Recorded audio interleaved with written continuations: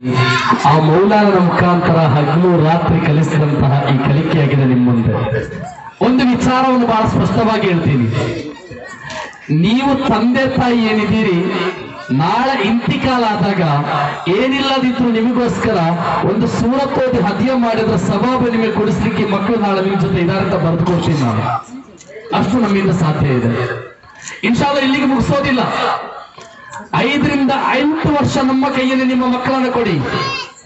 ನಾಳೆ ನಿಮಗೆ ನೇತೃತ್ವ ಕೊಡುವಂತಹ, ನಿಮ್ಮ ಮಸೀದಿಯಲ್ಲಿ ಇಮಾಮ್ ಮಾಡುವಂತಹ, ನಿಮ್ಮ ಮಸೀದಿಯಲ್ಲಿ ಖುತುಬ ಓದುವಂತಹ, ನಾಳೆ ನಿಮ್ಮ ಊರಿಗೆ ನೇತೃತ್ವ ಕೊಡುವಂತಹ, ಯಾವುದೇ ಮಸಾಲೆಗಳ ವಿಚಾರಗಳನ್ನು ಕಲಿಯುವಂತಹ, ಹೇಳಿಕೊಡುವಂತಹ, ಮೌಲಾನಗಳ ತರ ಇರುವಂತಹ ಒಳ್ಳೆಯ ಮಕ್ಕಳನ್ನಾಗಿ ನಿಮ್ಮ ಕೈಗೆ ಕೊಡ್ಲಿಕ್ಕೆ ನಾವು ಪ್ರಯತ್ನ ಪಡ್ತೇವೆ. ನಾವು ಖಂಡಿತ ನಮ್ಮಿಂದ ಸಾಧ್ಯವಿದೆ ಅಂತ ನಾನು ಬರೆದು ಕೊಡ್ತೀನಿ.